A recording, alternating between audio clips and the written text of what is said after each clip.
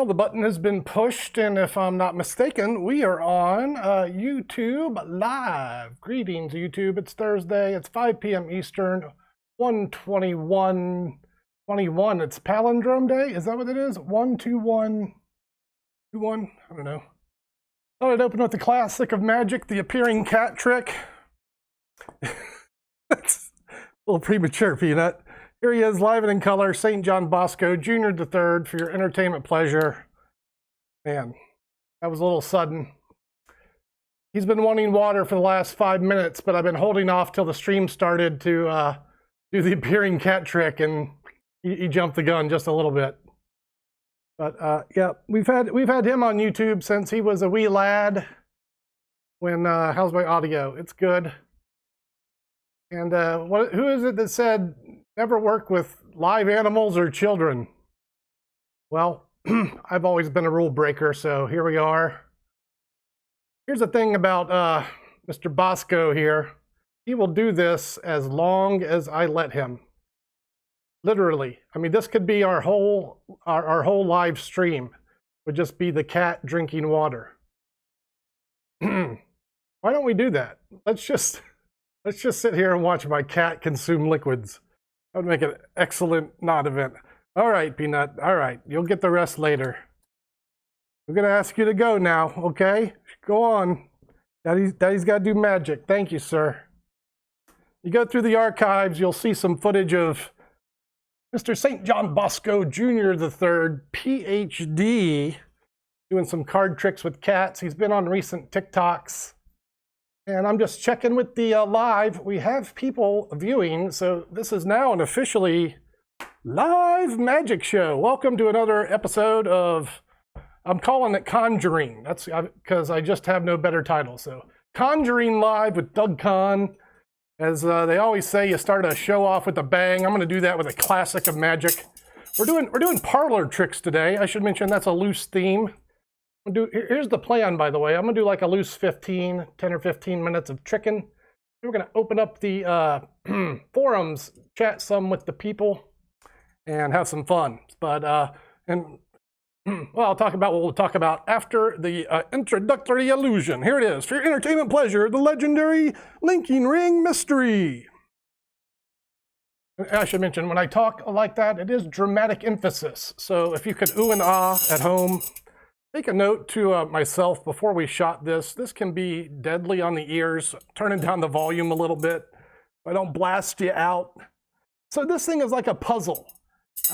Doesn't mean a lot in the days of technology, but I take the time to learn these things, so I have to show them to somebody. It's a puzzle of solid through solid. It should look like one ring goes through the other.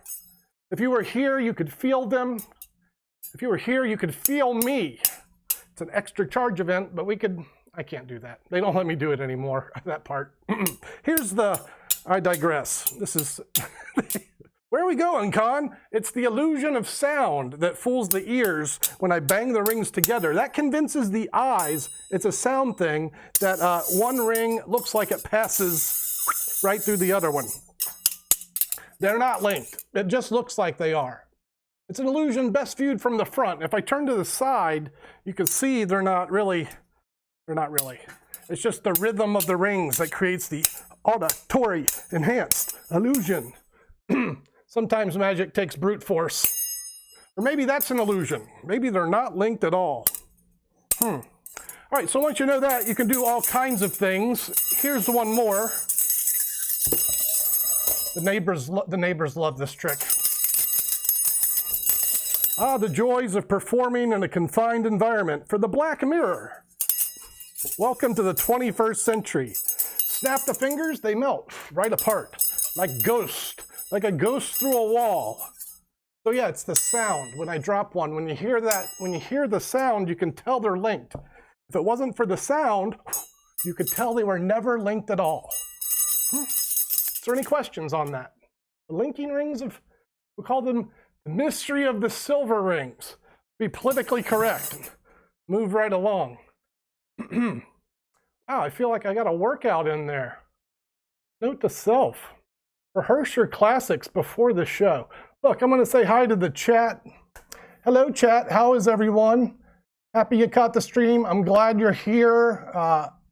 Yeah, I live stream. It's a questionable choice, but I do it. You know, I make lots of questionable choices, some of which we're going to talk about today. The Almighty Doug is live. That's correct. I figured this. You know, I get the advantage of shooting magic tricks for the camera, then uploading them. Well, heck, it's only fair that maybe sometimes we do this live, like old school, like Doug Henning used to do back in the day. Yes, Doug Henning breaking the rules, well, actually, it was Mark Wilson. Gotta watch the cat germs. It was Mark Wilson who originally brought live magic to television. This guy here, who I like to talk about all the time, he wrote one of the best beginner books on magic, the Mark Wilson course. He did the Magic Land of Alakazam back in the day. It's probably black and white. I don't know. I'm not that old. I mean, I'm old, but not that old. It was Doug Henning that would inspire me. I got to see his live magic on television, and wow. He broke the rule book. He took it out of the tuxedos and he did his own goofiness, but hey, he broke the rules and made it work. Hey, all in the chat, I see you. We're going to do some Q&A after I do a couple more tricks. Regarding the Q&A, I'm going to talk about exposure today. That's right, we're going to talk about exposure. I've been exposing things on the internet, on YouTube. I've been putting magic lessons up for students of magic, and we're going to talk about that a little bit. I want some input from the chat would be great. If you guys see this video, I'll leave it up. Hopefully the tricks don't look too bad. I'm just going to leave this thing up anyway because I'm a trooper. We're going to plow through. And if I could get some commentary on the issue, I would love it. I opened the forum in my last video. It's a thing about, there's a random trick I just threw together a video on just to test the waters. Darwin Ortiz's Jumping Gemini. It's the last video I posted. And I just talked about the history, you know, where I learned it, where you can learn it, some other places that have advanced the trick. I think that's a good middle ground, but it doesn't give the beginner everything they need to know. So anyway, that's where I opened the forum. We're kind of discussing the issue there. And hopefully we'll continue to do so. I'm kind of listening to everybody right now before I decide on like what we're going to do.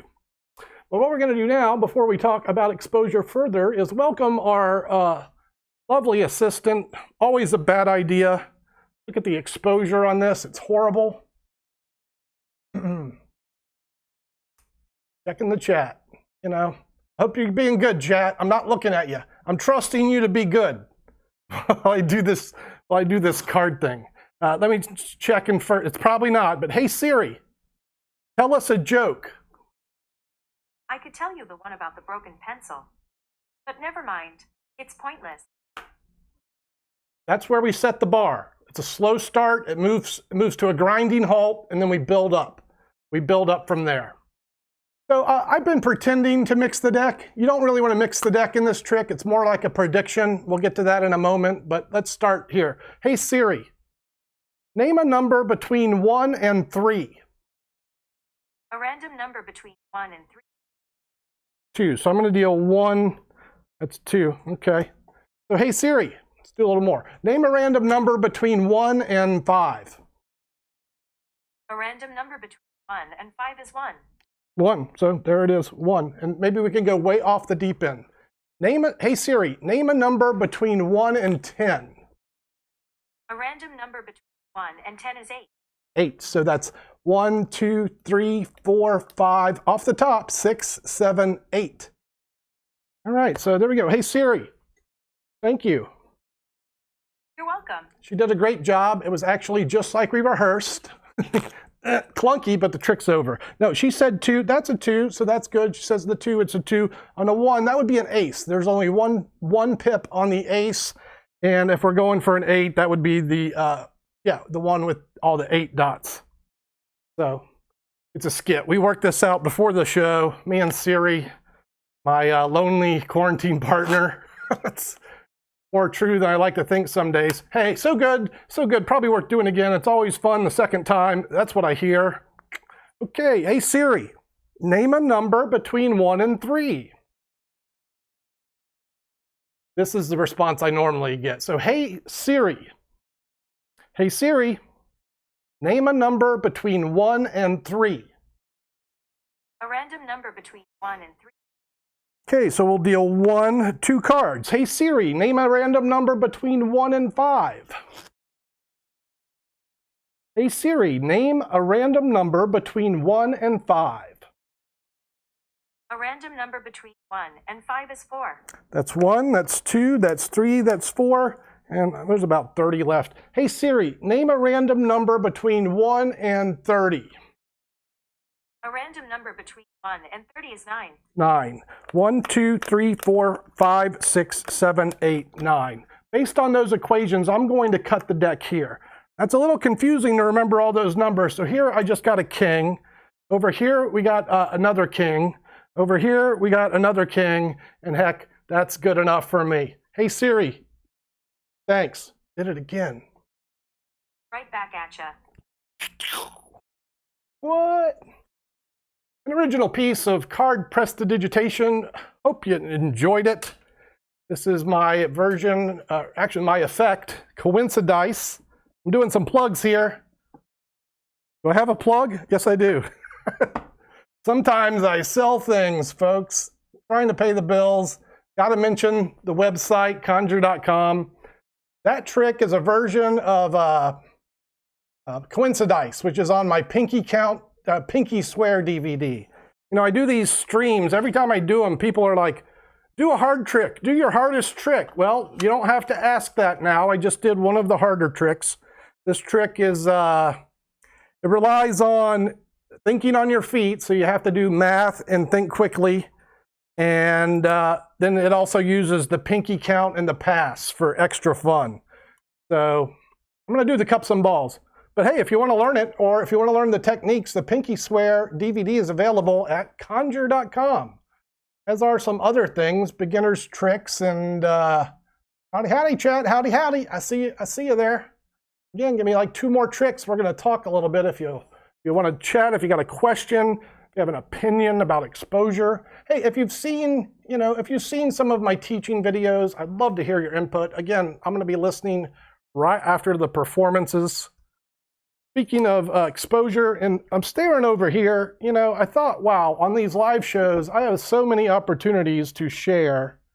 And normally at this point, I'd be maybe teaching a trick. I've done that in a couple.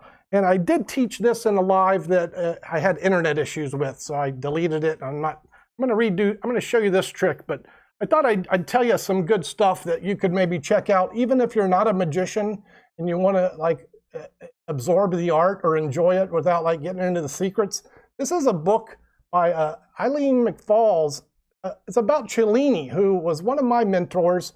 He was one of the greatest, really the greatest magicians to ever live. He passed away recently, several years ago, but it seems like yesterday. He was a good friend. He was a mentor. He was mainly a busker or a street magician. And in that regards, this man probably performed more shows than maybe not David Copperfield, but just about anyone else. And this book gives a wonderful account of traveling with a street magician. There's some wonderful artwork in the middle and pictures. And boy, if you want to treat yourself to a good read, just a random recommendation. I thought it'd be something fun to talk about besides just trickery and secrets. And go learn about Cellini. He's one of the greats. And if you are a magician and you haven't studied the works of Cellini, you should do yourself a favor and correct that mistake. I know Cosmo of Real Magic. And speaking of Cosmo and Real Magic, I filmed with Cosmo. I have nothing but good things to say about the experience. And I would gladly direct you to his business, realmagic.com. I should have a graphic, but I'm not that techno. REEL Magic. It's $5 a month. It's like the Netflix of magic. I'm not endorsed. I'm just saying good things about good stuff.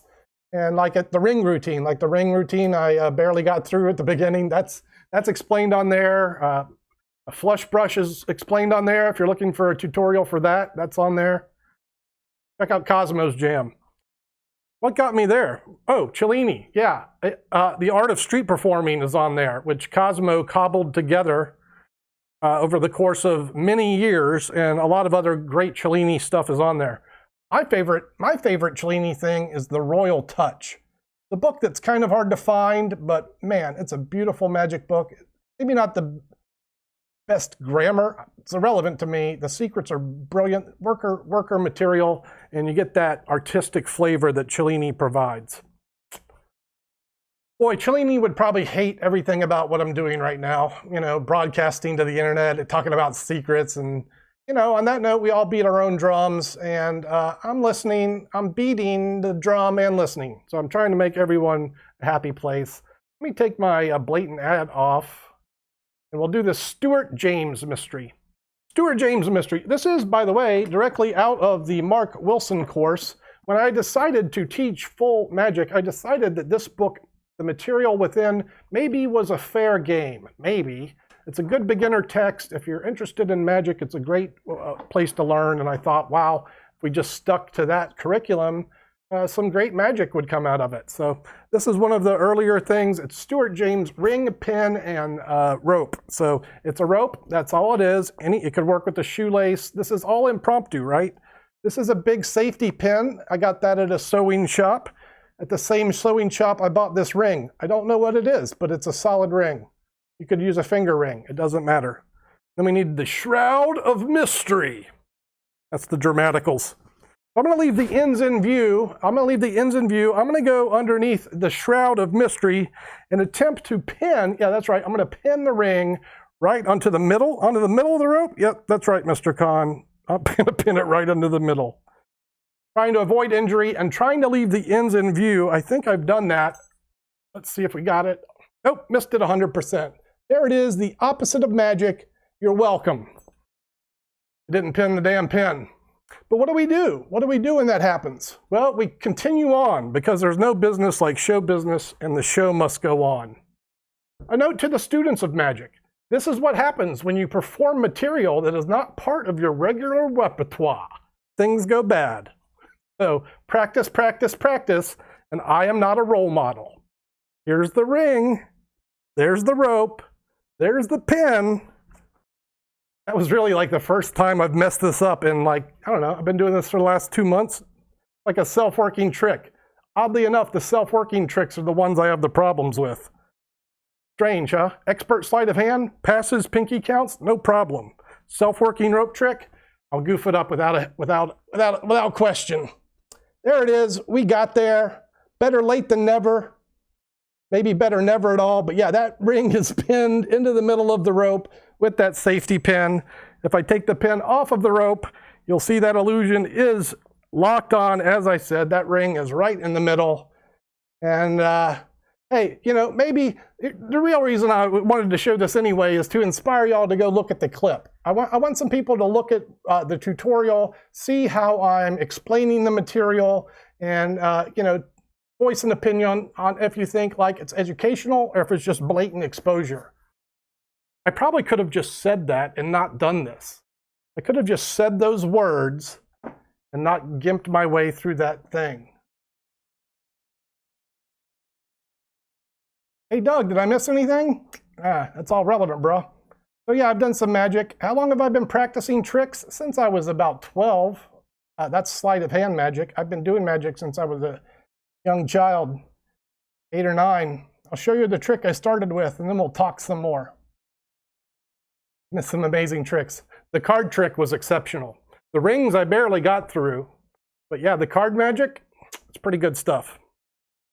All right, so I've got some work on the cups that I'm going to release in the next week or two. This is speaking of tutorials, a trick that I performed on YouTube Shorts, and practicing where I preach, I've also uploaded a tutorial for this trick.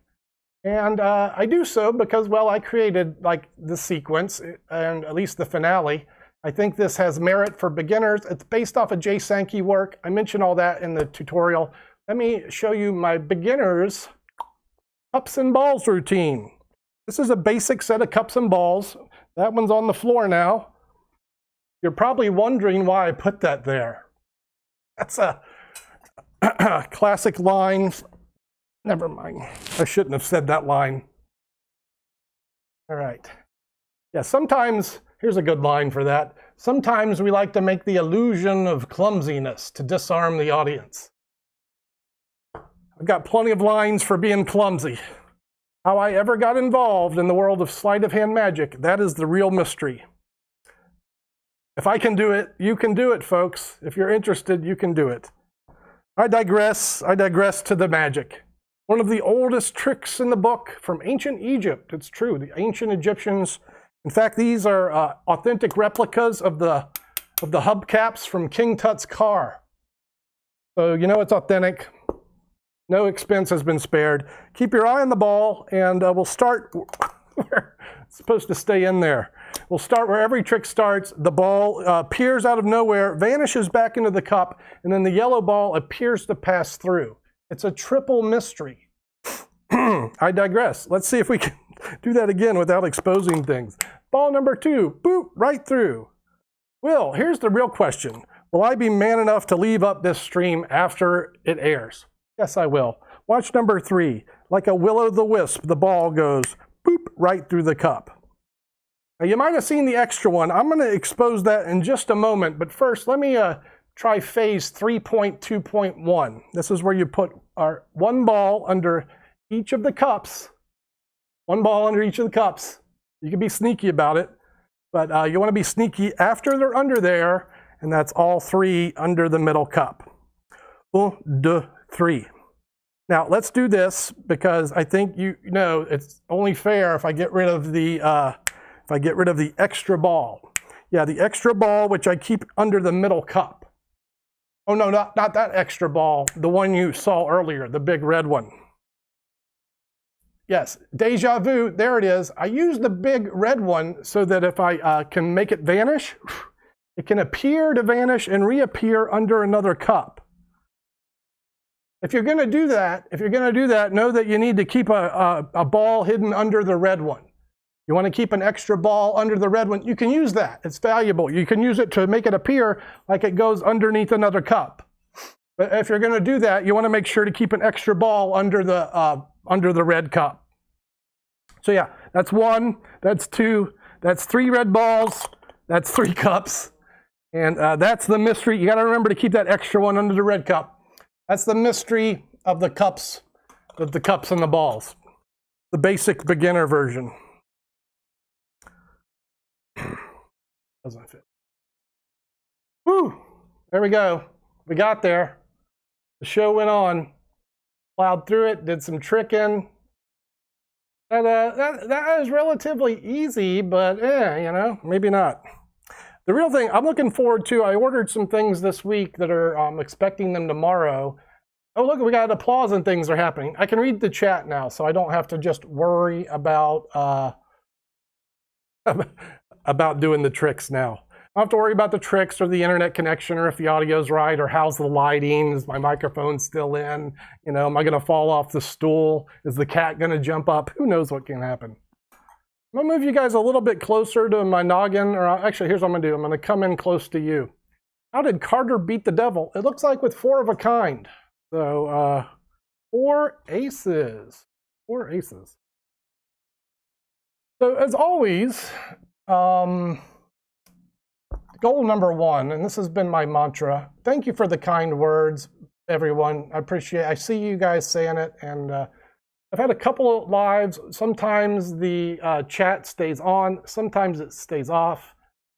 On the many things to do list, finding how to control that is on my agenda. About 1,000 other things. Hey y'all, seriously good at this. I practice a lot. I love my art, so I do it a bunch. Hey, Hillbilly Beast in the house.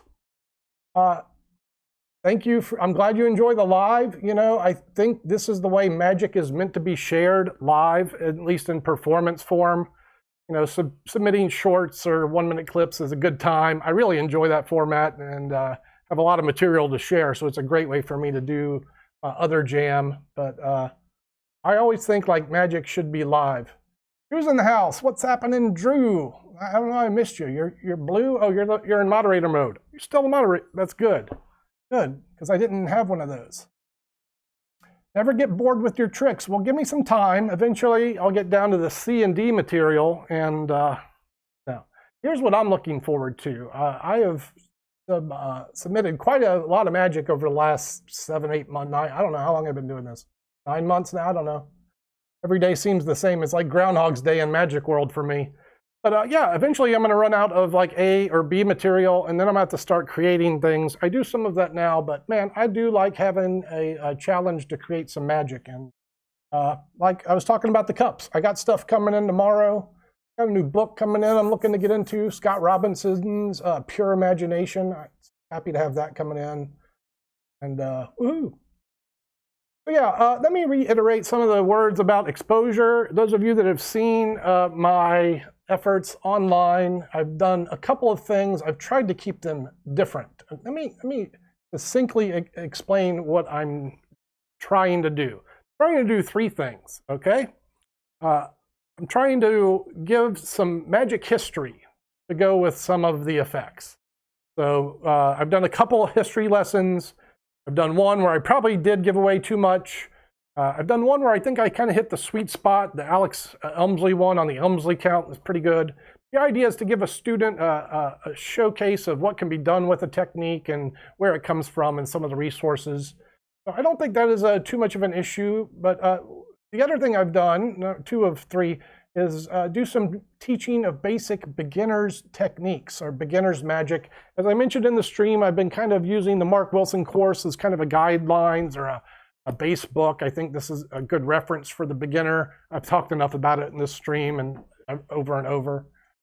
If you need to know where to get that book, if it does interest you, I don't profit off it, but you can buy it at conjure.com. And I got a book list there. If you're going to buy anything from that site, buy books. That's the way you learn. But if you want to, grease the wheel and help my refrigerator, buy some props, buy a DVD.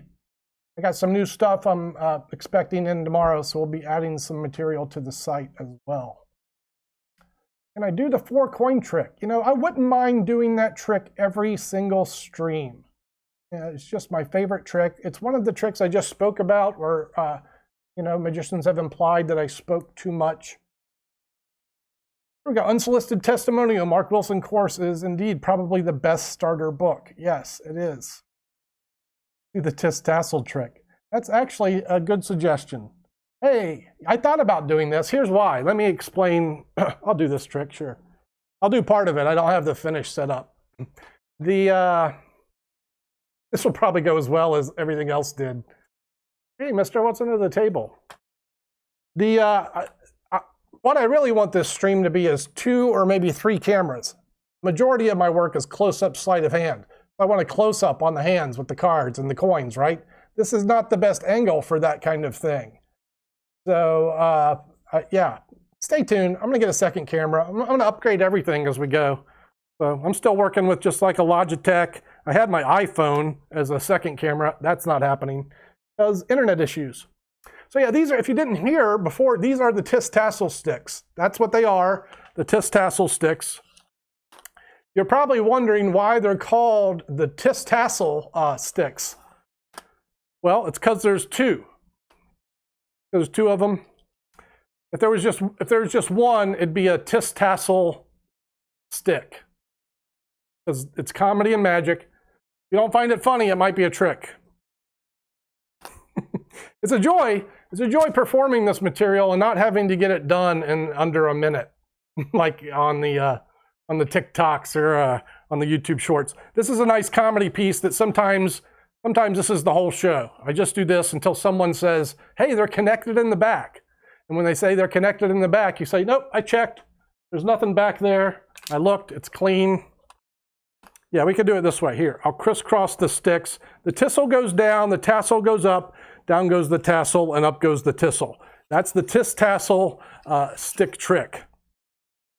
I really need a shirt pocket to do this. There we go. And then you just, oh my, oh, he broke it. There is a finish I use, but I'll just get a little hair. You wind it around the top and just give it a, and I'll just fix that later. And there's your, I guess that's an encore piece. The Tassle sticks. The politically correct Chinese sticks. So Beast, I'm not going to do the coin trick, because like I can't get a good shot on it. But hey, I'll do it more. Alex Elmsley was awesome. He's one of my all-time favorite magicians, so shout out to the Alex Elmsley. Benny's birthday, we're going to say hello and happy birthday to Benny. It's bonjour, and thanks for hanging out with us. Yeah, you know, I've done my time in the family arenas, so I have the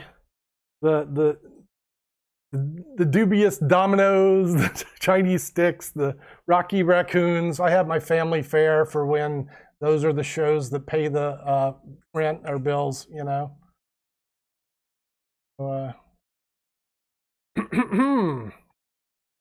So an open note to any viewers watching this, again, as mentioned, the forums are open. If you follow me on Facebook, I'm listening there. I made a recent post with my YouTube video. Most of what I'm hearing seems to be this: do what you want, what you're doing is fine. But there are magicians who are just jaw-droppingly stunned that I'm doing what I'm doing. You know, I do not do the anaconda. The anaconda is just dribbling cards, right? So, like, I'm an okay dribbler,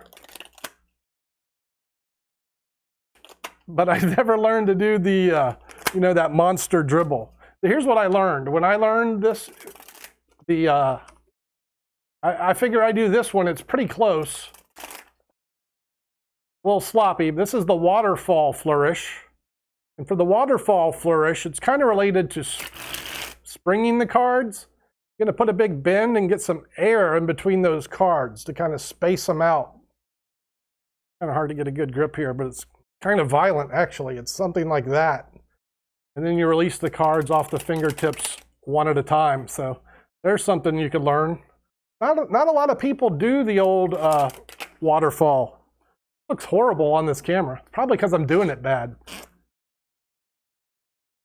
How far can you throw the card between your hands? Never measured it. Not the size that matters. I'm pretty good at this one, which is Daryl's hot shot cut. So if I do something well and I could do it from hand to hand, probably this one. But, like, I don't know, not really a competition. Yeah.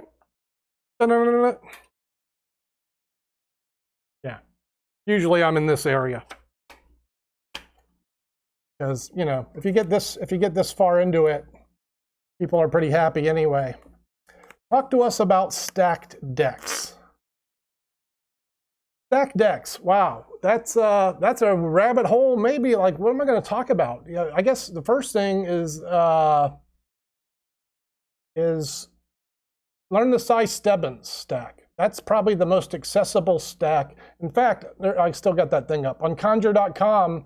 The one free PDF I have on Conjure.com is the size Stebbins stack.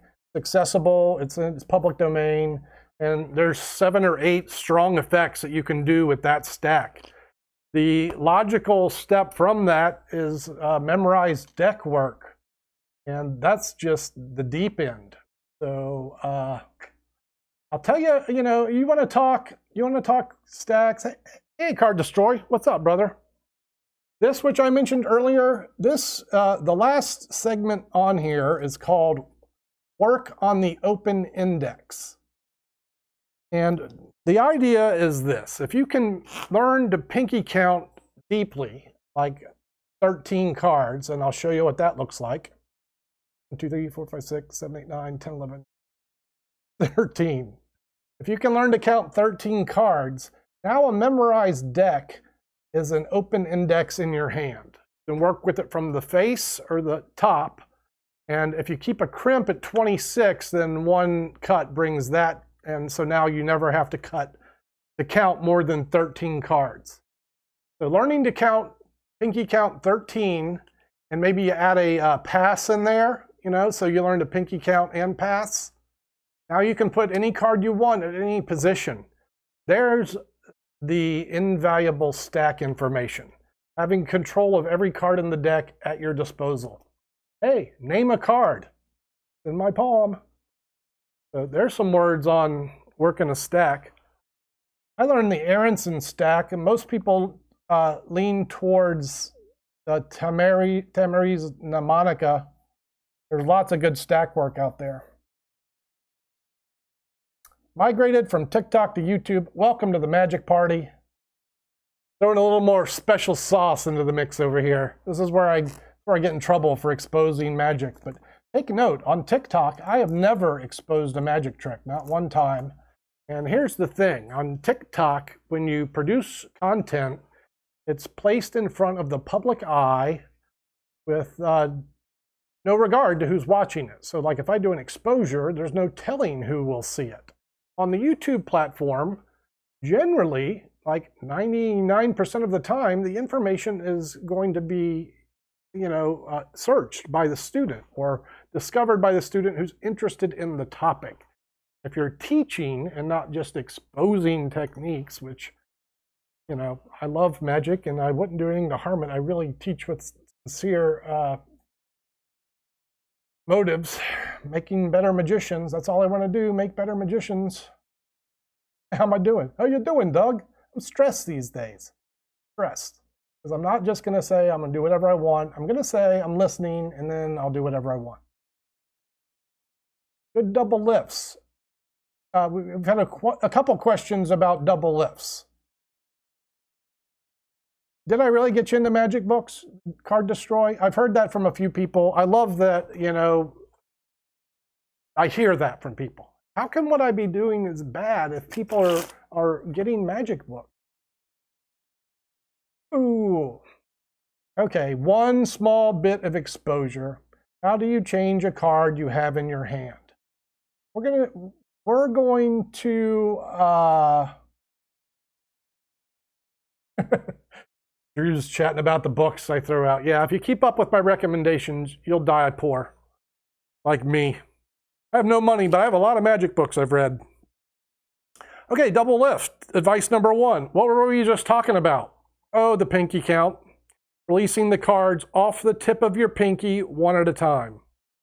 Boink, boink. So first and foremost, to do a double lift, you have to get a break. If you can avoid going to the deck and lifting up to get that break, it's a horrible, if you do a double lift by doing this, people see it.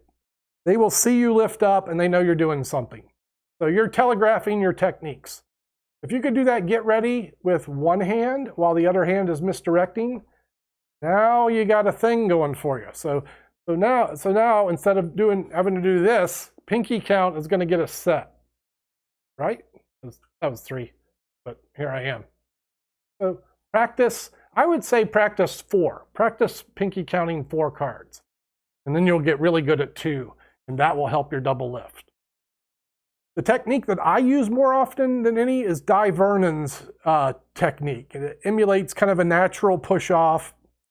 I never like to study like burn sleight of hand moves, but if you want to burn it, here's what it looks like.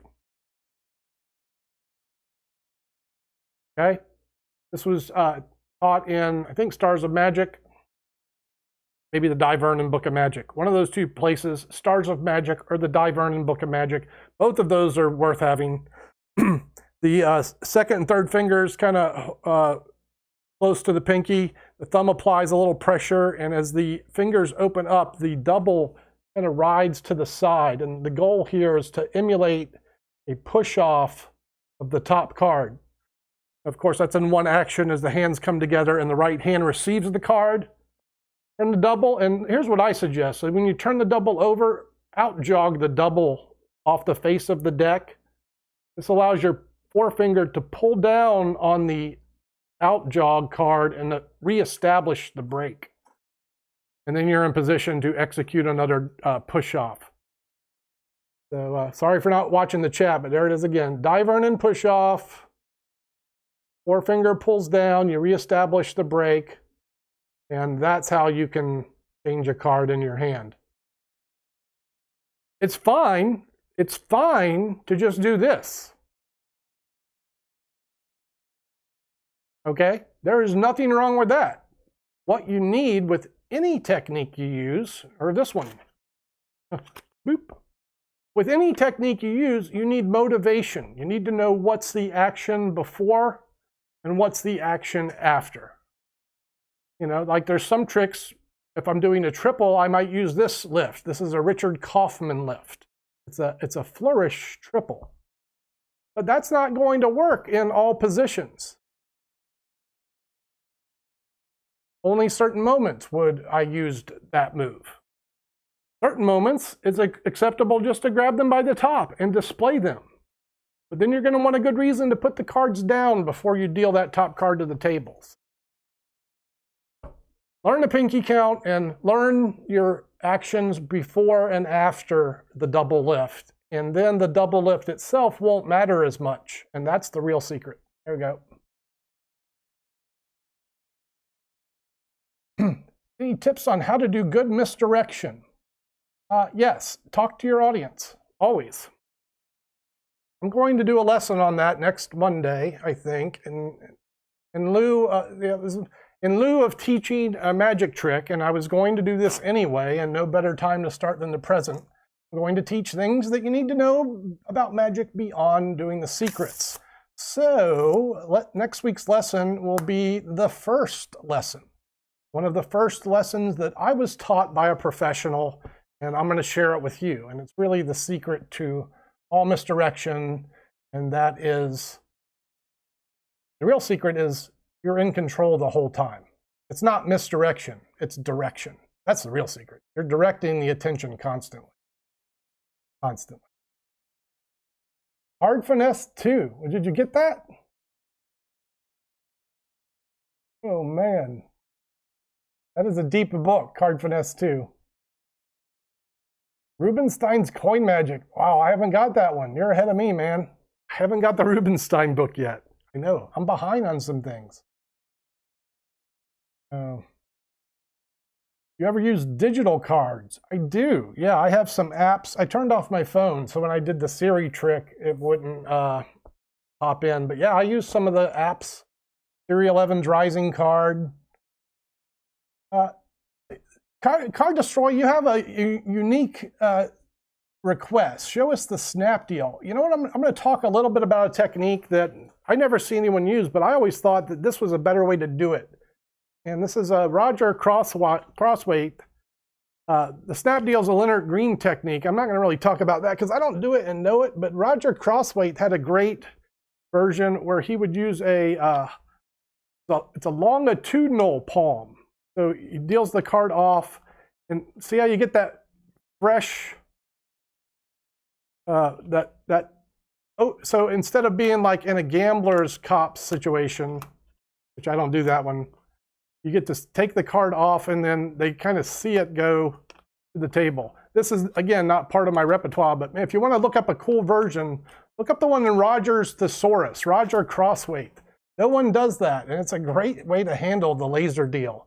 You want to deal cards to the table and make them disappear. They go into longitudinal palm, cousin to the Tenkai. Here I go again. I'm exposing and exposing. Such a bad guy. Greetings from Iraq. Greetings back at you. What are the chances of pulling the Ace of Spades from the middle? From that deck, it's about 1 in 39 because I've dropped about 12 cards on the floor, and I'm just not that good. Roger's Thesaurus, great book, Roger Crosswaithe. All right, well, dig it.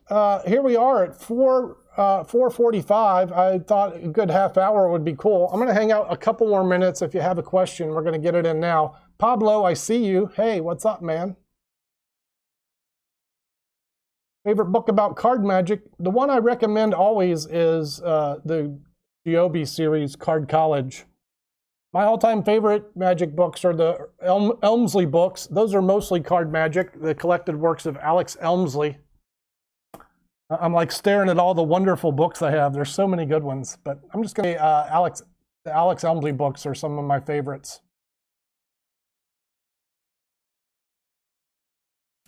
Yeah, right, Roger's Thesaurus. It's a little known. It's got Justin Higham, some of his materials in there. Bob Irons' Cutting the Ace routine is in there. It's so good. It's good stuff.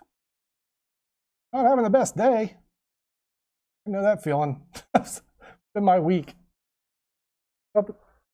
That's okay. We're all good. Let me look over here what's going on.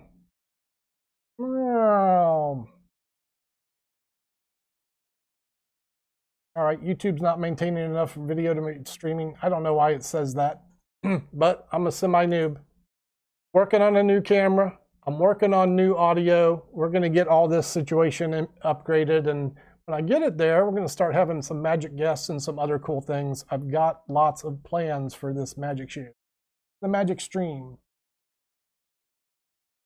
Best book for learning routines. Wow, that's a good question. Is there a book on learning routines? Not like, there's some, but not really like what pops to mind. The thing that pops to mind for me is Mike Skinner's advice, which I've kind of stuck with, and that's learn your tricks in sequences of 3.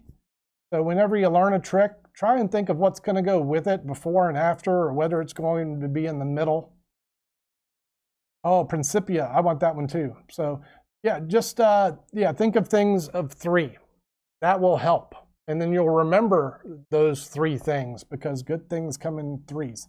Yeah, I've wanted Harapon's book for a while. Haven't got it. There's been a few reasons why, but there's a great question. Have you ever think of being in Penn and Teller's Fool Us? I contacted them yesterday. I'm submitting a video this season, so hopefully you'll see me on that show this year. We'll see. Exciting, right? What? Am I doing it? I'm doing it. I'm gonna try. At the card table, you have to work through that. You know, you want a great, I'm not going to recommend that one. I just got to cut it off at some point. Like, it's the book you need to read, but it's not. Just read Erdenace. I mean, the annotated one's good, but just read Erdenace. Anton, what's up, man? Good to see you in the house. I hope I'll rock it. You know, if nothing else, I think my story's interesting and I won't embarrass the show. So hopefully they'll have me. My intent's to go there and get married. Expert card technique at the Expert card table is very challenging. A lot of people recommend it as a beginner book. I rarely do. I recommend the Card College series always, and maybe like Royal Road to Card Magic. Pablo, I have created magic. I've got this book here that's got chock full of my stuff. Yeah, I'll do one last trick. I'll do one of my original tricks. How about that? This DVD has some stuff. Thanks for asking, Pablo. I get to do some promoting here. 2-disc built to last. These are my lecture notes. Conjuring. So there's a small offering of my original things. All right, y'all, here we go. One more trick. Get some of these things out of the way. All right, this is, it's a pick a card trick. We haven't done that yet, so this will be good. I can knock this off the quota. I'm supposed to do at least one trick where you pick a card per show. So sit back, relax, and enjoy this. You can't really pick one virtually. Here's what we'll do. I'll shuffle through the deck, and we'll just stop at random, and that'll be the, we'll call it a target card. So you would say stop if you were here, but I'm just going to take that card as the random selection. You can remember it if you like. Yeah, if you don't remember it, there's like no plot, so that's your call. Watch the card. I'm going to pretend to bury it into the pack. So it kind of looks like it goes in there. You could even pretend to shuffle it in. It doesn't matter where it goes. Dig it. I'm not going to find the card. No, I don't have to find it. I have helpers. I have helpers that'll do that for me. Let me introduce you to them. We'll use the redheads. The Queen of Hearts. Lovely lady, Queen of Hearts, and her partner in crime, Queen of Diamonds. Watch what happens. One of the queens goes on the face of the deck. One of the queens at the back. This takes about a second, and look, they find one card in between the 2 queens. Check it out. It's the 6. Hang on. The fun's just begun. We'll try it again, but maybe backwards this time. Yeah, backwards. I'll put it, no, for real. I'll put it in there. You can see it go in. Upside down into the center. Once again, the 2 queens go together in search of one card. In search of that 6, it just takes a couple cuts, little hocus pocus. And look, bring it up close to the camera. You can see one card in between those 2 red queens. And yeah, of course, it's the 6. Of course it is. That's an easy card. That's an easy card to find. That's a marked card. I don't know if you can tell the difference between the 6 and the rest of the deck. Yeah, see, these are all the blue, these are all the, I think it's a black back, yeah. And that's the only red one. That's why it's easy to find. Only red one. Mark card. That is Chameleon Sandwich. Trick which may have fooled you despite me brazenly exposing it. Yep, I exposed that one too. It's in the featured clips or the tutorials. Also in the book. It's on the DVDs. But look, if you want to learn this trick, it's accessible. It's not too hard to do. And it's there for your learning pleasure on my playlist. Go check it out on the tutorials. Anton knows the power of that trick. Anton. Yeah, thanks for the hat compliment. I'm trying to get some, you know, a little corporate deal going with Kangol. I got a whole bunch of Kangols. You'd think they'd want me wearing more of them, but so far, no. Tips for learning card tricks. Get Card College. Read all of it. Look, y'all, I'm going to wind things down. Card Destroy. If you haven't looked at the Chameleon Sandwich, hey, go check it out. You can be doing that trick tomorrow. And yeah, the thing about this trick, it'll fool just about anybody. So do that.